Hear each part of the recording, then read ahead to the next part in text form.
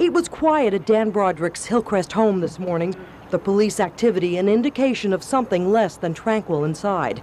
In fact, in their upstairs bedroom, Broderick, 44, and his 28-year-old second wife, Linda, lay shot to death. Friends apparently got a call in the early hours of the morning that something was wrong. Those friends got in through a window and found the bodies. Police got a call soon after. The police say Broderick's ex-wife may have made both phone calls. He was a lawyer, a great lawyer, a doctor, he graduated medical school. He's just a wonderful person. And it's just real sad. It's incredible that the number of people that will be hurt, just not just friends, but he's got 4 really wonderful kids. I didn't do this. I didn't start this. I didn't keep it going. I didn't do this. I don't take the blame for this. I was the victim and the reactor to their assault and attack.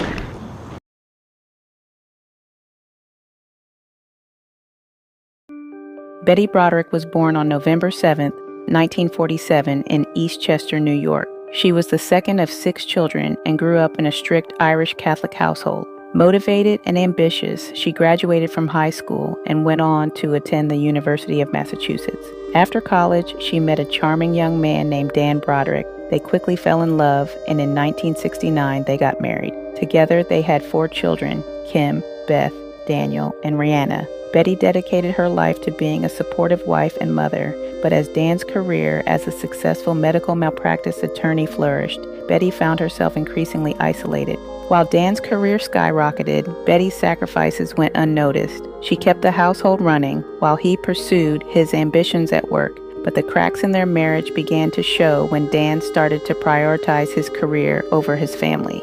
By the mid-1980s, things took a dramatic turn when Dan began an affair with his 21-year-old assistant, Linda Kolkina.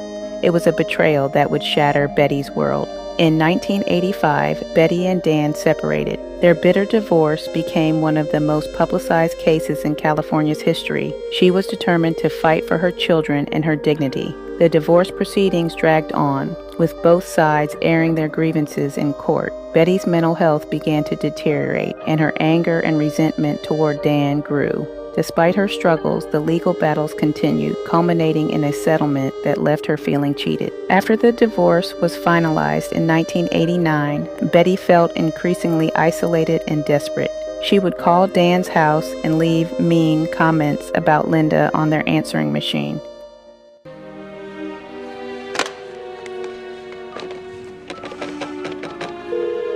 Hi. No one's able to answer the phone right now, but if you leave a message, someone will call you back. Thanks. Oh, sweet. Wonder who taught her how to talk. So, Dan, I guess you weren't satisfied with raking me over the coals financially. Now you have to poison my social life as well. Why a child whore, Dan? Now, what is it about the bitch that turns you on? It's certainly not her intellect. She's a moron. She's an oversexed, syphilitic piece of poor white trash. You with the slut now, Dan? Probably, huh?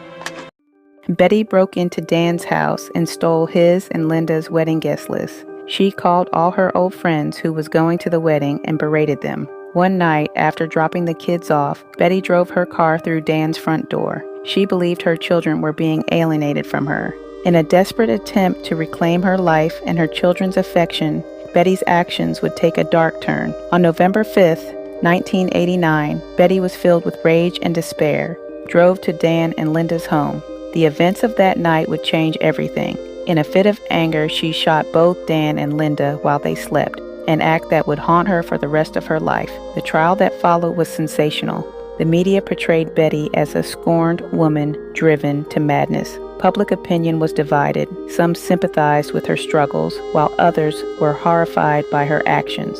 The prosecution painted her as a cold-blooded murderer, while the defense argued that Betty was a victim of her circumstances. Now, when you first went into the door, do you remember do you remember what happened when you first went into the door of the bedroom? Well, I hardly even got in. I opened the door and I stepped into the bedroom, like one step. What did you do at that point? Well, I was gonna say, Dan, wake up, I have to talk to you. Did you say something? I don't know. What happened at that point? I walked in and they moved away from me toward the other place, and I heard Linda say, "Call the police." Now, do you remember them talking to you at all? Saying something to you other than... No, nobody said anything to me, I don't think. Okay. And what happened when they went towards... What's the next thing you remember after they went towards the phone and said, "Call the police"? I kind of like screamed, like this huge scream, like, "No!" And the gun went off, and I just remember one time and one noise. But I know that I must have done that because you have to do that on the gun. But it was so fast. On March 3, 1991, Betty was convicted of second-degree murder. She was sentenced to 32 years to life in prison, a tragic end to a tumultuous life, and yet the story does not end there. During her time in prison, Betty reflected on her choices, her lost family, and the painful road that led her here. Her story serves as a cautionary tale about the consequences of unchecked emotions and the tragic results of betrayal. Betty Broderick's life is a complex tapestry of love, loss, and tragedy. It raises questions about mental health, the impact of divorce, and the consequences of our choices. As we try to understand her actions, we must also consider the human side of this heartbreaking story.